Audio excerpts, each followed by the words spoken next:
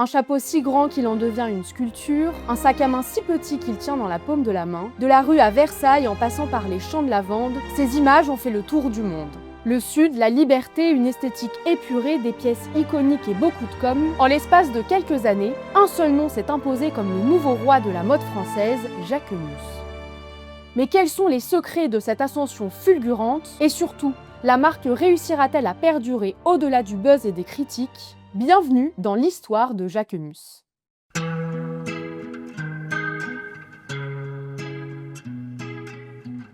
L'histoire commence dans le sud de la France. Nous sommes le 16 janvier 1990, à quelques kilomètres de Marseille, dans la petite commune de Mallemort. Et c'est ici que Simon Porte Jacquemus ouvre les yeux pour la première fois. Simon y grandit dans une famille d'agriculteurs, loin des podiums et de la lumière, si ce n'est celle du soleil. Une enfance relativement simple donc, en Provence, où l'inspiration est partout, à condition d'avoir l'œil. Et l'œil, le petit Simon l'a déjà. Il a à peine 7 ans lorsqu'il phase littéralement sur un rideau beige dans la maison. Un rideau, la plupart des enfants n'y prêteraient même pas attention, mais lui il voit autre chose. Il le décroche et le transforme avec l'assurance d'un grand couturier en jupe pour sa mère. Je prends un gros couteau de cuisine, je fais 8 trous de chaque côté, je fais une jupe, comme ça, avec un nœud de Converse. Une vraie jupe, vraiment moche. Et ma maman, elle la porte, elle vient me chercher et ça lui va bien, apparemment, ma grand-mère me dit. Et elle me dit, t'es le meilleur. Et depuis ce jour-là, je crois que c'est ce qui m'a aidé. Je l'ai vraiment cru, ma maman. C'est ça le point de départ de tout. Partir d'un objet du quotidien, presque banal, pour en faire de la poésie. Sauf que ce Sud, aussi beau soit-il, devient vite un peu trop petit pour ses ambitions. Depuis ses 9 ans, il a qu'un seul mot à la bouche, Paris. Alors le bac en poche, il monte à la capitale. On est en 2008, Simon a 18 ans et il s'inscrit à S-Mode, la grande école de mode. Le rêve, non? Eh bah pas vraiment. L'ambiance est un peu trop sérieuse, il trouve que les autres élèves manquent quand même un peu de passion, de ce petit grain de folie et de cette poésie un peu qui l'anime. Donc au bout de 2 mois à peine, bye, ciao, il se casse. Il enchaîne avec un petit boulot dans la direction artistique du magazine Citizen K, mais là encore, ça colle pas trop, il sent que ce monde n'est pas le sien, qu'il perd un temps précieux. Parce qu'avec ses idées et sa vision, lui, ce qu'il veut, c'est créer sa propre ligne de vêtements. Sauf que le drame, le vrai, c'est pas ça. À cette même période, Valérie Jacquemus, sa mère, son pilier, sa muse, meurt brutalement dans un accident de voiture. C'est évidemment un séisme, une tragédie, mais c'est aussi l'électrochoc par excellence. Face à la fragilité de la vie, l'hésitation n'a plus sa place.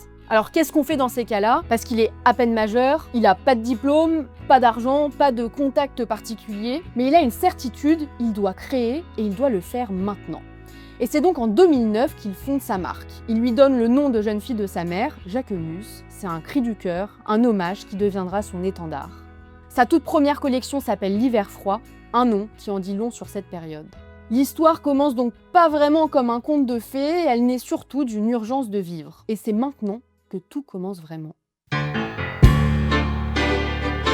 Ok, on a un nom, une identité qui commence doucement à se dessiner, une première collection nommée donc l'hiver froid. C'est bien beau tout ça, mais maintenant il faut la vendre. Et comment on fait quand on n'a pas une thune et qu'on veut percer dans un des milieux les plus fermés au monde? Bah on se débrouille. Sa première présentation pour cette collection donc automne-hiver 2010-2011, il l'a fait pas sur un podium, il l'a fait sur Facebook. C'est brut mais ça commence à marcher. À tel point qu'une journaliste des Inrocks le repère et lui offre sa toute première interview, faisant exister pour la première fois le nom Jacquemus au grand public. Alors, ça reste timide, mais c'est déjà ça. Faut savourer les petites victoires qui font les grands succès. Il enchaîne avec une autre collection, Les filles en blanc, puis une troisième collection, L'usine, et celle-ci, faite entièrement en laine, va taper dans l'œil de Rei Kawakubo. Alors, dit comme ça, ce nom vous dit peut-être rien, mais sachez que c'est la papesse de la mode conceptuelle. Ça vous dit peut-être toujours rien, mais en gros, c'est la créatrice de la marque Comme des garçons, donc vraiment pas dégueu. Et donc, elle et son mari Adrian Joff voient quelque chose dans notre cher Simon Porte Jacquemus. Pour la faire courte, il lui propose un deal assez sympa, l'embaucher comme vendeur dans leur boutique à Paris pour qu'il puisse s'autofinancer, et en parallèle, ils acceptent de vendre quelques-unes de ses pièces dans leur mythique concept store de Londres, le Dover Street Market. Si vous voulez, c'est un peu le jour, il plie des t-shirts pour payer ses factures et ses collections, et la nuit, il crée ses collections qui seront vendues à côté des plus grands noms de la mode, émergents ou déjà établis. Bon, tout ça c'est super, mais Simon il est pas du genre à attendre que le téléphone sonne. Et comme la Fashion Week de Paris ne veut pas encore de lui, bah il va s'y inviter. En septembre 2011, pendant la Vogue Fashion Night Out, qui est l'un des plus gros événements mode de Paris, il débarque avec une bande de copines. Le thème, ouvrière en couleur. L'action, un faux mouvement de grève pour sa collection. Vous êtes des ouvrières qui en avaient marre d'avoir des costumes qui sont pas en couleur. Alors au lieu d'être en colère, en fait, c'est l'ouvrière en couleur. Okay. Simplement, donc c'est plus mignon. C'est des trains à rideau, 11,90 € à Castorama, place de Clichy.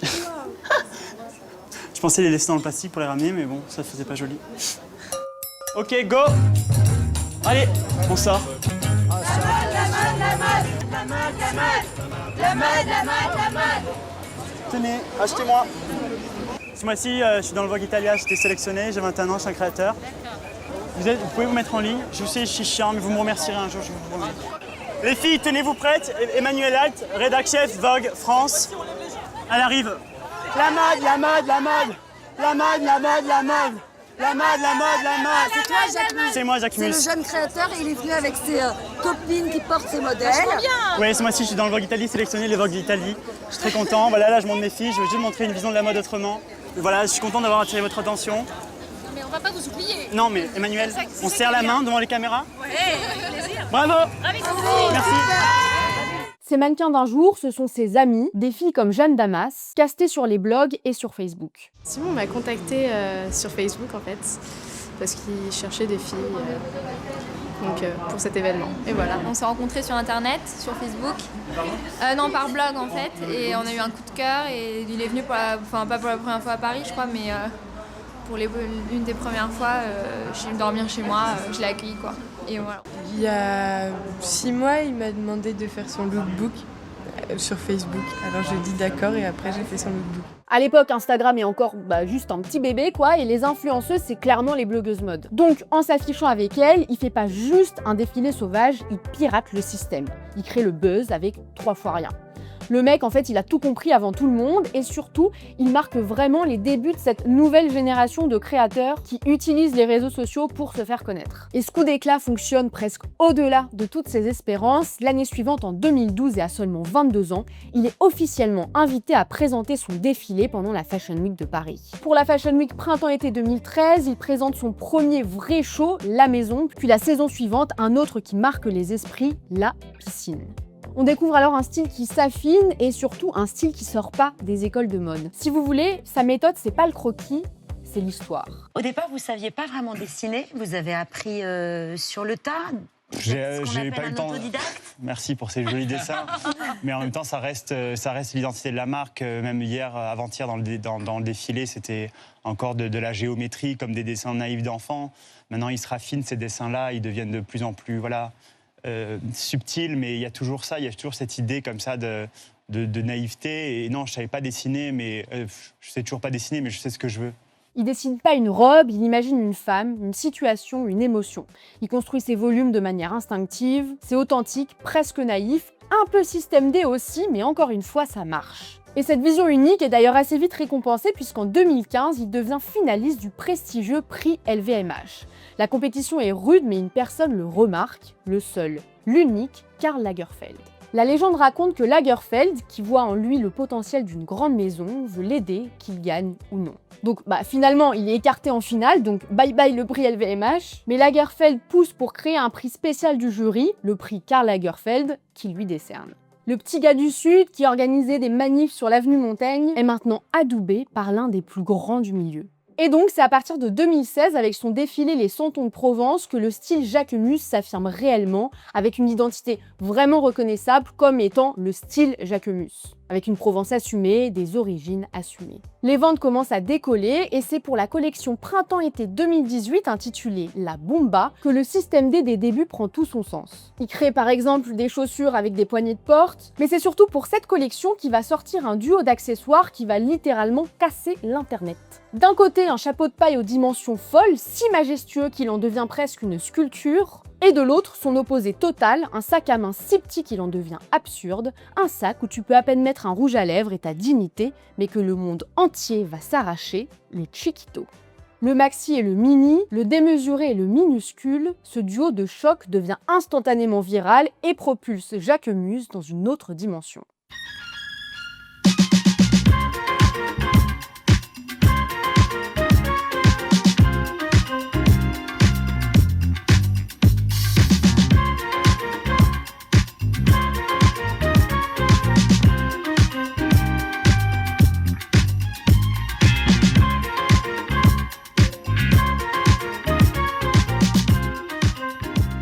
Le défilé La Bomba de 2018 a été l'étincelle, une première collection homme a aussi vu le jour, mais l'explosion planétaire, elle commence en 2019, et plus précisément le 24 juin 2019. La marque Jacquemus a déjà 10 ans et pour fêter ça, on quitte Paris pour retourner aux sources dans le sud. Et c'est ici qu'il signe son coup de maître.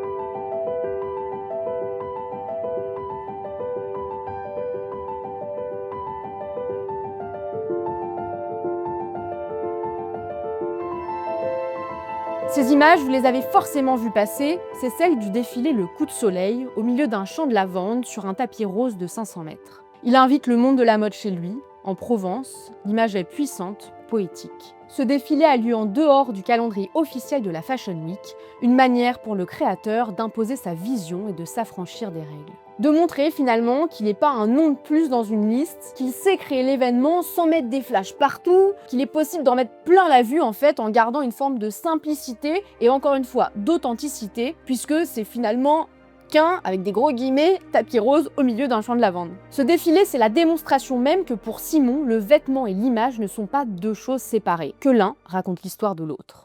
C'est bon, les images ont fait le tour du monde, et quelques mois plus tard, pour l'année 1997, il fait un clin d'œil sublime à sa propre histoire. Vous vous souvenez du rideau en lin transformé en jupe pour sa mère ? Et bah ici, Laetitia Casta ouvre le show en portant une jupe qui rend hommage à sa mère et aux prémices de sa marque. La boucle est bouclée, l'histoire personnelle devient une légende.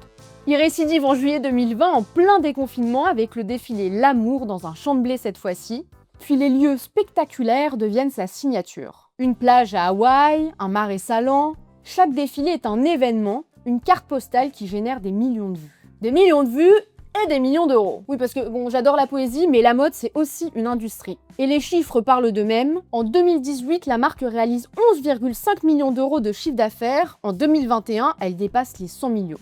Une croissance stratosphérique construite défilé après défilé, coup de génie après coup de génie. Alors comment on passe d'un statut de marque cool à un phénomène mondial en si peu de temps ? Eh bien la réponse, on l'a déjà évoquée, elle réside dans sa maîtrise parfaite de l'image, une stratégie de communication unique qui casse tous les codes du luxe. Son outil principal, Instagram. Pendant plus de 10 ans, le compte Jacquemus est aussi un peu son journal de bord. Il y mêle collection, inspiration, photos parfois personnelles dans un équilibre parfait entre l'intime et l'artistique sans jamais tomber dans le trop-plein d'un influenceur qui raconterait sa vie face cam. Il a toujours le sourire, ce qui est quand même pas toujours hyper commun dans ce milieu, ou du moins, c'est pas toujours l'image qui est renvoyée. On a plutôt l'impression qu'il faut faire la gueule pour être cool, mais lui, il sourit, il est naturel et sans chichi. Et c'est quand même pas désagréable, quoi.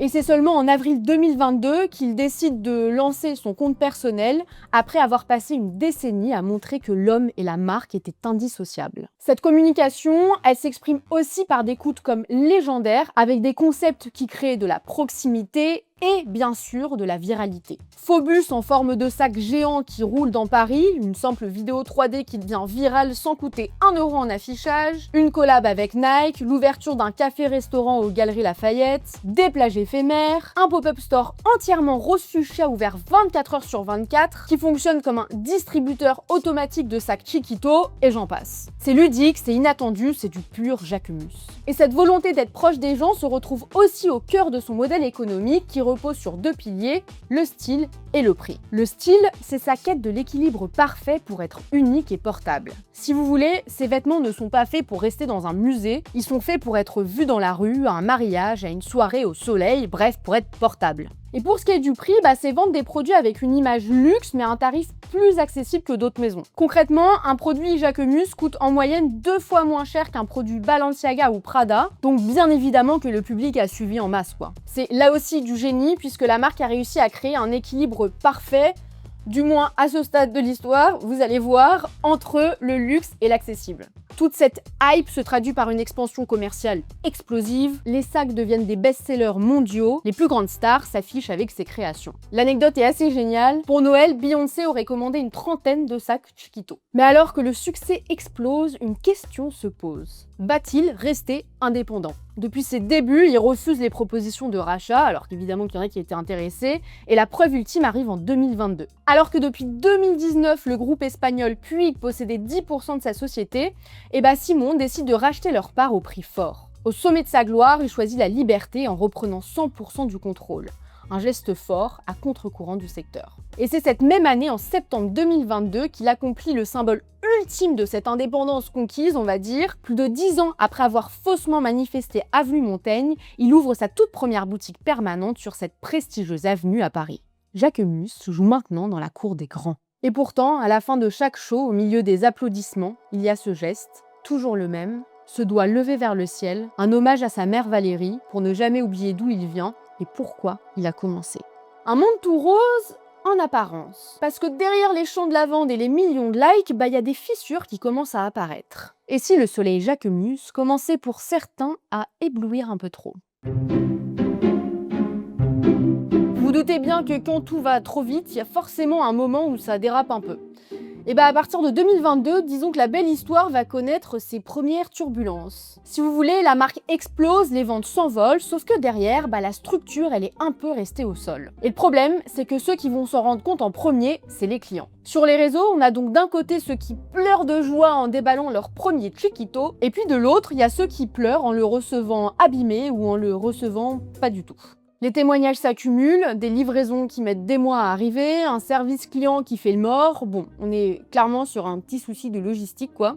Mais le plus grave, c'est que la critique touche le cœur du produit, sa qualité. Le média Glitz, qui est un média d'investigation sur l'industrie du luxe, sortira une enquête en 2024 qui balancera des chiffres assez fous. On y apprend que le coût de production d'un Chiquito serait d'environ 70 € pour un prix de vente à plus de 700.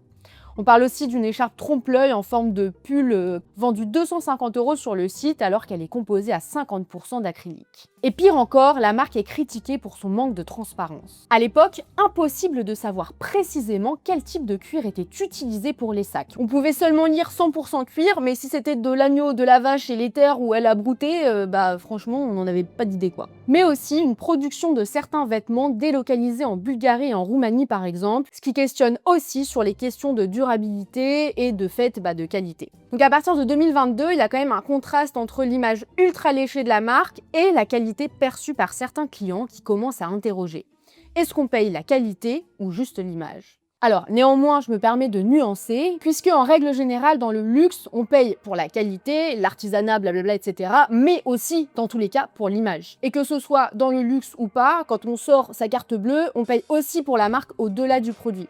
Le luxe, évidemment, il faut que la qualité soit un prérequis, mais on paye jamais que pour ça. Le prestige perçu d'une marque, si vous voulez, aussi a un coût. Et par exemple, dans les cosmétiques, qui est l'exemple le plus parlant, entre un cosmétique de luxe et un cosmétique plus grand public, il n'y a pas toujours une différence de dingue d'un point de vue formulation. Par contre, il y a souvent un packaging super beau qui coûte bien souvent plus cher que la formulation même. Un marketing aussi qui entre dans le prix, donc voilà. Perso, je sais que le packaging d'un produit cosmétique, ça me fait kiffer. Il y a d'autres personnes qui s'en foutent si ça arrive dans du carton ou quoi. Tant que la formulation est bien, ça dépend aussi des envies de chacun. Mais en effet, ce qui est certain, et là où je suis d'accord, c'est que si tu payes un sac 700 balles, t'as quand même envie de savoir quel type de cuir c'est, d'où il vient, que ce soit des matériaux de qualité, qu'il arrive pas endommagé et qu'il arrive dans une belle boîte de luxe. Bon, quoi qu'il en soit, et c'est important de le dire, face à ce Quality Gate, la marque semble avoir réagi. En préparant cette vidéo, je suis quand même allée vérifier sur leur site et aujourd'hui, pour chaque produit, on a la composition bien évidemment, avec notamment pour les sacs, le type de cuir utilisé. Pour les pays de fabrication, j'ai l'impression que c'est bien plus souvent en France qu'avant, ou du moins en Europe. Donc voilà, c'est la preuve qu'ils ont quand même écouté et je trouve ça ça très cool. Bon, on a fait un petit bond en avant avec cet article de Glitz, mais nous, on est toujours en 2022, et face à cette crise de croissance notamment, Simon est bien conscient qu'il ne peut plus jouer en solo. En mai 2022, il nomme son tout premier PDG extérieur, Bastien Daguzan, un profil ultra expérimenté pour structurer l'entreprise. Mais fin 2023, seulement 1 an et demi après, le super PDG claque la porte. Simon se retrouve à nouveau seul aux commandes d'une marque qui atteint son record de 280 millions d'euros de chiffre d'affaires en 2023, ce qui est très cool bien sûr, mais qui en même temps commence à montrer du coup des signes de faiblesse.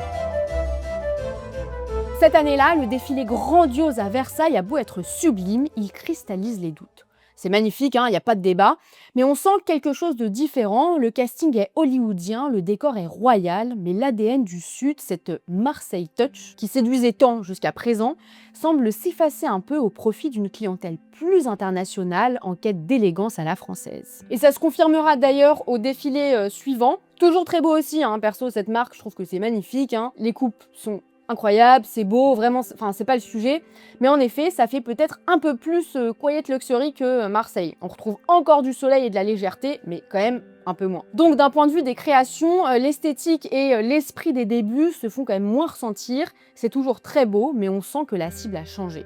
Alors, est-ce qu'on peut lui en vouloir ? Non, en fait, se développer à l'international, c'est évidemment le step d'après. Et puis, il faut que l'enseigne se développe, notamment si elle veut devenir une grande maison qui s'inscrit dans le temps. Mais forcément, ça fait jacter, et en cherchant à devenir une marque plus globale, ce qui est sûr, c'est qu'il faut surtout pas que Jacquemus s'éloigne non plus trop de ce qui a fait son succès, à savoir son âme. Donc on sent que la marque est peut-être un peu le cul entre deux chaises. D'un côté, l'ADN solaire et authentique qui a fait sa force, de l'autre, les ambitions d'une maison de luxe globale qui doit séduire le plus grand nombre. Et là, forcément, dans cette période de transition, il y a des contradictions qui se créent. On a été séduit et habitué par une marque de créateurs à l'image accessible, mais qui devient aujourd'hui beaucoup plus élitiste. Dans le luxe, l'élitisme, ça pose pas de problème, ça repose même sur ça, mais dans le cas de la marque Jacquemus, c'était justement ça qui était quand même disruptif, c'était un peu du luxe cool quoi. Donc là, tous ces changements, ça questionne. Et les chiffres vont confirmer ce sentiment. Pour la première fois, les prévisions pour 2024 sont en baisse. Et alors pourquoi ça ? Déjà parce qu'il y a donc toutes ces questions de changement de style et de cible. Il y a aussi ce Quality Gate dont on a parlé avec cet article de Glitz qui sort donc cette même année. Mais aussi peut-être parce qu'il commence à y avoir une forme de lassitude. Le Chiquito, c'est bon, on n'en peut plus. Il est top le sac, mais on en a un petit peu trop vu. Donc si vous voulez, il faut le mettre dans un placard pendant 5 ans et le ressortir en 2030 parce qu'il est iconique, il n'y a pas de débat, mais là, c'est trop. Enfin, tout ça pour dire qu'on a aussi beaucoup vu du Jacquemus, qui fait aussi perdre un peu de désirabilité à la marque. Même sur Vinted, là où il y a 3 ans, on trouvait assez peu de pièces et de sacs disponibles, maintenant on en voit énormément, et notamment beaucoup de sacs Chiquito, etc., bien souvent à des prix relativement bas, quoi. Donc le micmac de tous ces aspects-là font que 2024, c'est pas foufou niveau vente. C'est pas la dégringolade non plus, mais voilà. Alors, j'ai pas trouvé les chiffres exacts, ils ont peut-être pas encore été communiqués, bien que c'est en 2024, mais il s'agirait d'une baisse de 15 à 20% des ventes. Donc il a peut-être pas tort de rendre la marque un peu plus élitiste, parce que le temps est passé, on n'est plus en 2019 dans les champs de lavande, et il est probable que si la marque ne vise pas une clientèle un peu plus haut de gamme, elle se retrouve moulée dans un mur. Le tout étant par contre de garder son ADN d'origine, malgré tout. Bien sûr, c'est un équilibre à trouver.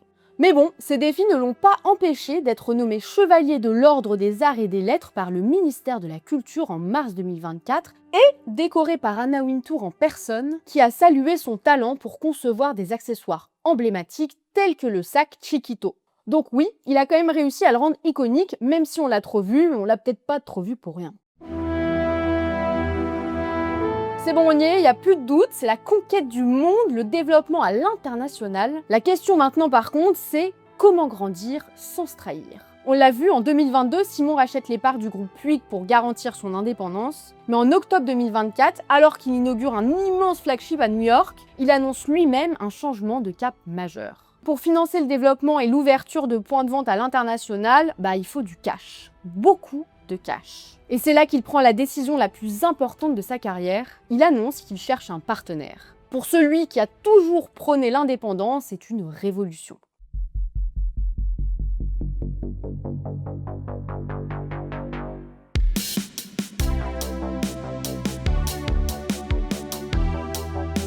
Il commence donc à ouvrir des boutiques un peu partout, là où à l'époque l'enseigne n'était disponible qu'en ligne. Los Angeles, Londres, des corners aux Galeries Lafayette et des boutiques éphémères dans des lieux stratégiques tels que Mykonos, Ibiza, Saint-Tropez, Monaco, Dubaï, Séoul. Et en février 2025, le partenaire est trouvé et cet allié c'est un géant, L'Oréal, qui entre au capital à hauteur de 10% pour un peu moins de 100 millions d'euros. Et qui signe surtout un partenariat pour développer la future ligne de beauté Jacquemus. Ce choix est assez logique puisque la beauté et surtout les parfums pour les maisons de mode c'est toujours très stratégique puisque ça permet de ramener du cash. C'est rentable, bien plus que la mode en tout cas. Mais c'est aussi la fin de l'exception Jacquemus, celle de l'électron libre 100% autofinancé. En parallèle, Simon restructure son capital. Il crée une holding Jacquemus la maison mère qui chapeaute du coup la mode et la beauté. Donc c'est l'acte de naissance officiel d'un mini-groupe qui est alors valorisé à plus de 570 millions d'euros, avec notamment l'ambition d'un chiffre d'affaires de 500 millions d'euros pour 2025. Et donc dans la foulée, pour piloter ce futur empire et rassurer tout le monde, une nouvelle PDG est officialisée en mars 2025, Sarah Benadi, ancienne présidente mode de Céline Amérique du Nord, passée aussi par Bash The Couples. La fusée Jacquemus a un nouveau plan de vol et cette fois-ci, il y a des copilotes. Alors on en pense quoi de tout ça? Ce que je trouve assez fascinant, c'est qu'on assiste en direct à la transformation d'une enseigne qui repose quasi uniquement sur son créateur à peut-être un futur mastodonte du luxe. Faut quand même pas oublier que la maison Jacquemus n'a que 15 ans, alors ça peut paraître beaucoup, mais à l'échelle du luxe et quand on compare aux grandes maisons de mode, c'est quand même pas grand-chose quoi. Donc c'est normal que la marque évolue. Regardez par exemple l'histoire de Gucci, c'était loin d'être sans embûche non plus, et pourtant on parle quand même de Gucci quoi. Quand on regarde les grandes maisons de mode historiques, le parcours n'a pas toujours été sans embûches, donc Jacquemus arrive peut-être à un premier tournant avec des premiers challenges auxquels la marque doit du coup faire face pour aller au-delà du buzz qui dure depuis 10 ans. Quoi qu'il en soit, c'est sûr que c'est un moment clé et assez dangereux pour la marque, ça peut être merveilleux comme catastrophique, mais n'oublions pas que les spéculations d'un échec vont souvent plus vite que celles d'une réussite, surtout dans un monde qui lui va très vite. Personnellement, je pense que c'est pas la fin de l'histoire, mais plutôt la fin d'un premier cycle. Le défi pour la marque sera immense, réussir à grandir, à s'internationaliser, à répondre aux exigences de qualité du luxe pour devenir une grande maison de couture, sans perdre en route le soleil de Malmort et la poésie de ses débuts. Voilà, j'espère que cette vidéo vous a plu. Cette année, on se retrouve un lundi sur 2 à 18 h pour une nouvelle vidéo. Quoi qu'il en soit, prenez soin de vous, prenez soin des autres. Salut!